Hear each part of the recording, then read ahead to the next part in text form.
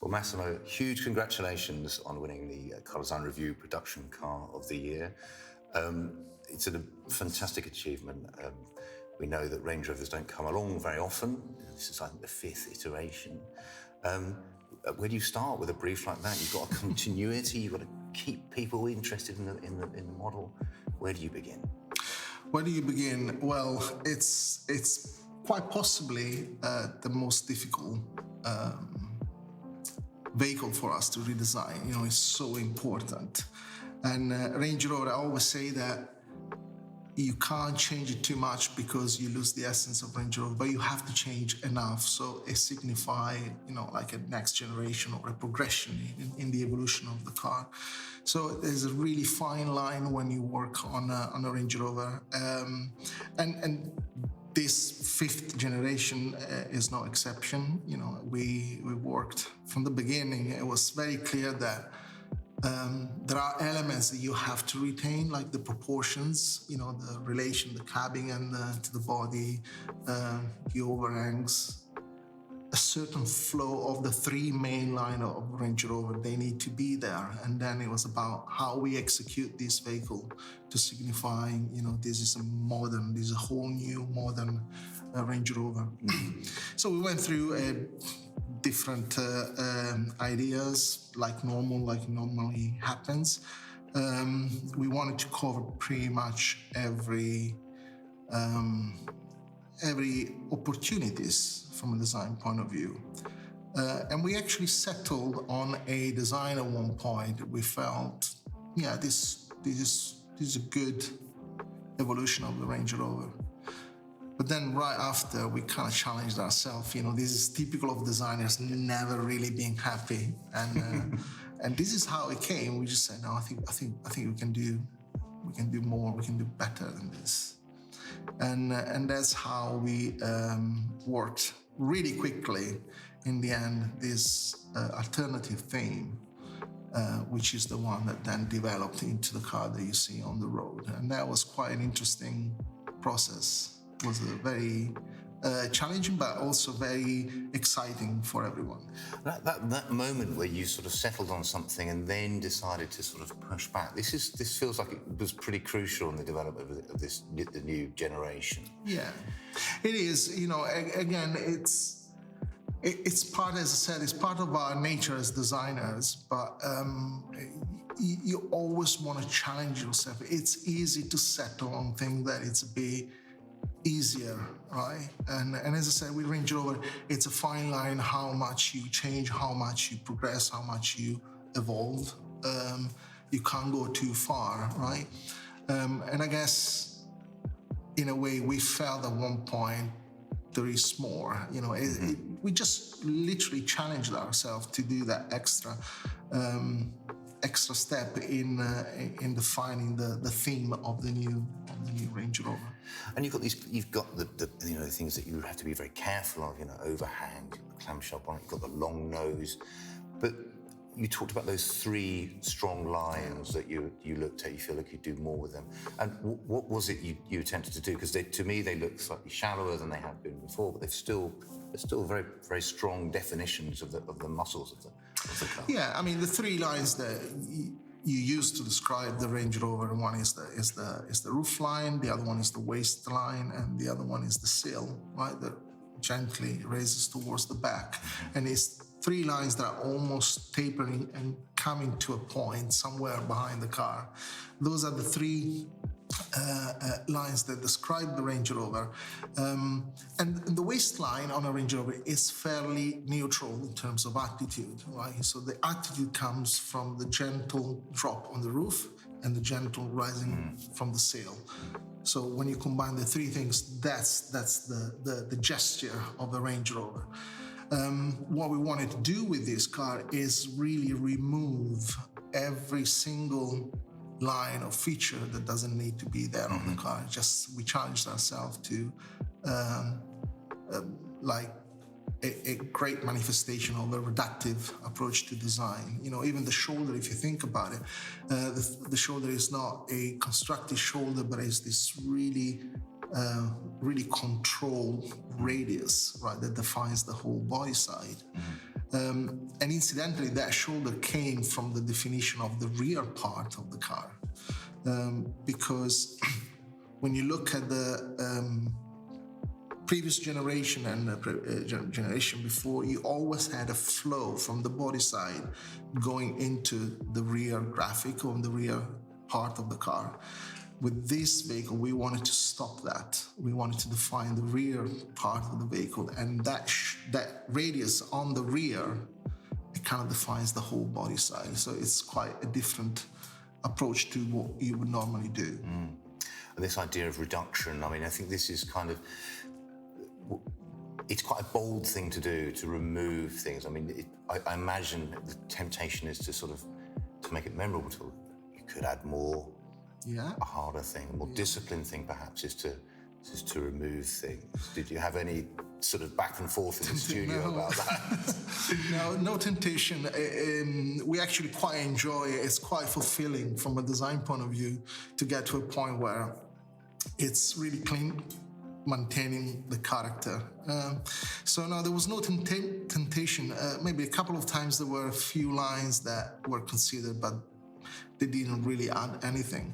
Now, bear in mind that this execution is really challenging because often you see simple design being executed in a way that don't really convey any emotion or any, they're just plain. So clean and plain, it's a fine line, right? So how do you still deliver a character, a personality with the fewer elements? And that's a real challenge from a design point of view. So if you think about Range Rover, the proportion is really the key. You can't have a reductive design when the foundation of your design is not correct. So first we worked a lot on the proportion on the elements that you just described, the long bonnet, the premium gap or luxury gap, like we call it, a very short front end, the tail, the back end that is a bit more elongated, that gives that elegance and that flow. The bigger wheels, clearly the car has got a bit bigger, the wheels are bigger from the 23-inch from the previous generation. So you get those elements right? And then you start really working all the sections, really. You have to feel them, That's a car that we use digital tools a lot, but that's a car that you have to feel. You have to feel with your hands. When you look again, that shoulder, that body side that is so pure, so clean, that's something that you can only appreciate with the tactile sensation. You have to feel with your hands. So clay modeling was a key part. Was a big part. We've done these proportion models digitally, but then the whole execution, the whole development of the design happened with the clay modelers and the designers and tapes the very traditional way. And I have to say that it couldn't have happened in any other way. There is an area on that vehicle that is the upper corner on the rear fender where you have the shoulder, the rear surface, the D pillar, which now is a piece of glass. So they all coming together, and the amount of curvature on each sections, and it's hard to define that corner, and it has a balance of a millimeter, literally, and it's hard to imagine a development like that, just purely digital. So we spent hours and hours with the clay model just to get that perfect balance of all those elements coming together in that very point. Wonderful. I can almost fear the signs of relief from the clay modelling community that their future may be secure. And let's talk about the rear, because that's quite interesting, the way you were describing how it all sort of culminates. But there are still changes on the rear of the vehicle as well that you've done, the slim line and then the sort of bridge between those two, the rear tail. Correct. So again, talking about the reductive nature, we wanted to sort of eliminate the conventional aspect of tail lamps, for instance, and they become more of an element that defines the graphic and the volumes of the picture of the rear of the vehicle. And when they're not in use, they don't look like tail lamps. They just happen to be tail lamps when the car is running. So we wanted to have that curb or showroom or product aspect of the vehicle of extreme purity, where there's no clutter of elements that are there to do a function only, sometimes not all the time. So when they're not used, they shouldn't be looking like a tail lamp. That was the thinking behind the vehicle. So yes, there's a crisp line that defines the edge, the whole volume at the back.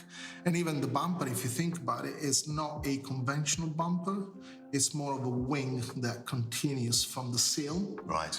And it helps the flow of the whole vehicle, and it kind of lifts the rear volume. Clearly, we have to work very hard with engineers to create a section for the rear beam that would accommodate that slim profile and still perform from a structural point of view in terms of crash performance. So that was quite challenging as well. Oh, that leads into a quite interesting point about the relationship between design and engineering, because obviously there is a push and pull, or there should be a push and pull between those two aspects of making a car. But tell me about the relationship you designers had with engineering on this one. Harmonious all the way, or define harmonious?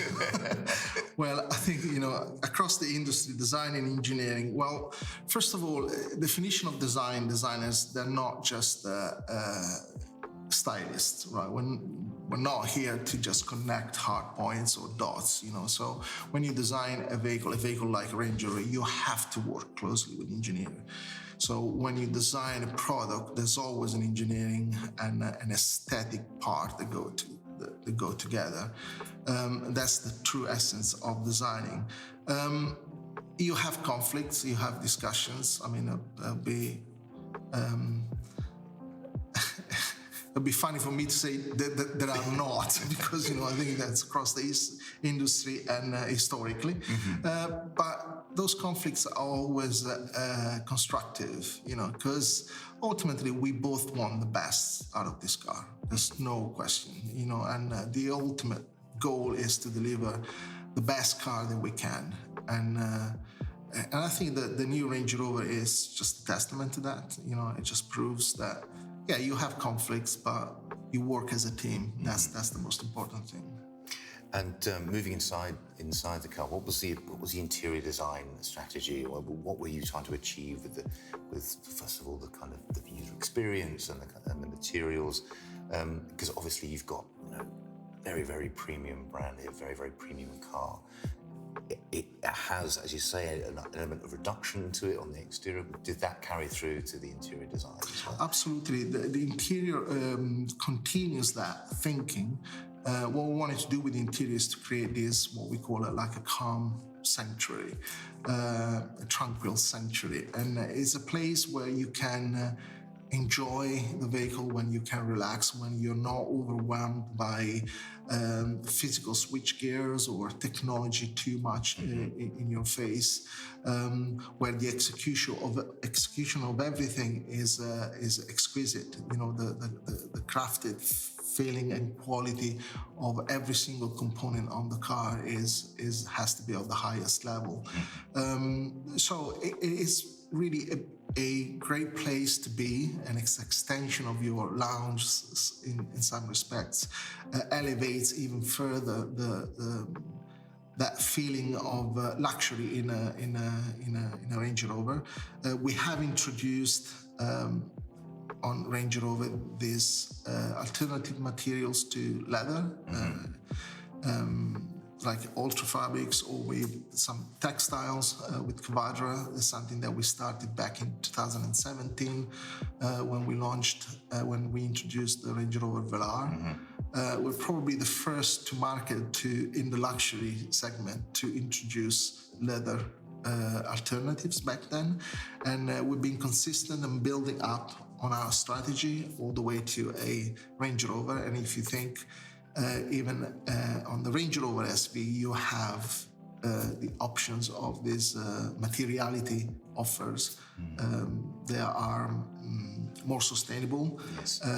They have a very fresh, modern look to it, and they don't compromise in performance, in quality, and in the luxury perception, the feeling of those materials. They just feel really, really high quality. And it is an interesting moment because concerns over sustainability are becoming more and more prominent. I'm sure they feature in pretty much every discussion you have from a design perspective. But it's also, at Range Rover, you're in a unique position to sort of reposition what materials signify luxury now.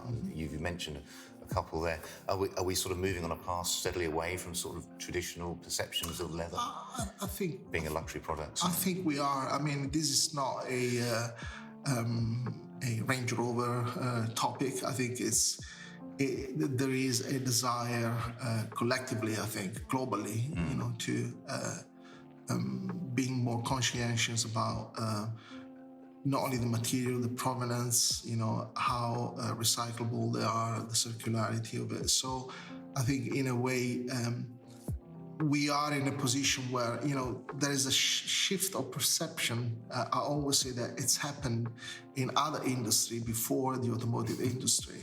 And it's just about educating or, telling the customer what is good, what is the next good, because we've been, if you think non-leather was very popular back in the 50s and the 40s and the 60s, and then we have educated our customers that leather meant luxury, right?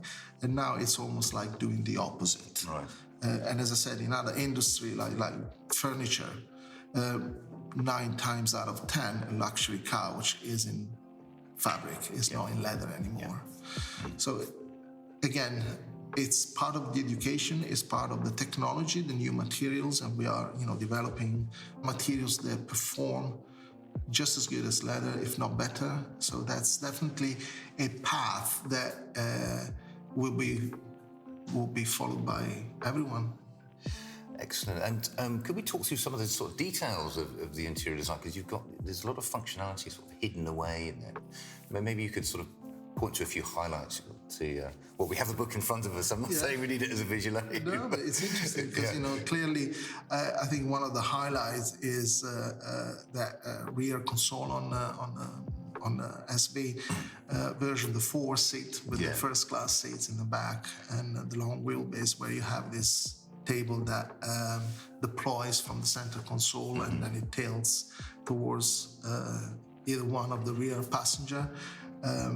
And it's a little bit of it's sort of a convenience, and it's a clever piece of theater that adds to the experience of sitting in the back of this magnificent vehicle.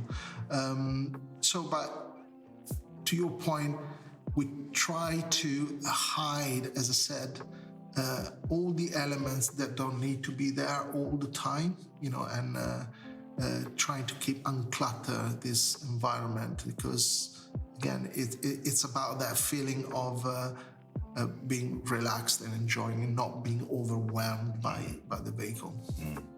I think we described it as being not beyond the idea of a business class lounge on an aeroplane. I mean, were you looking at sort of other design areas, design disciplines, design fields? Yeah, we always do.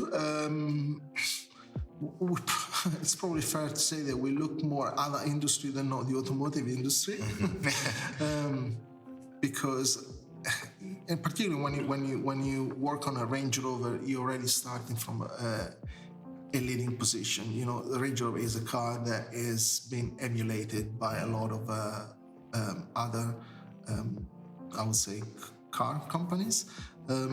But yes, for us, we do get inspiration. We will look at what's out there, other industry, what are the solutions, or what is the experience that other product deliver to the customer, and we're trying to see what is appropriate for a Range Rover experience.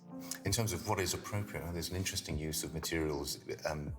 in the cabin, and that is one of the ones that leapt out at me was ceramic, which is interesting. I don't often see that in an interior of a car, but tell us a little bit about that. Yeah, it's a beautiful material, and it's for people in the know, really, because ceramic is a very special material, and it's been used in the watch industry, for instance, for many years, and it adds a highest level of sophistication.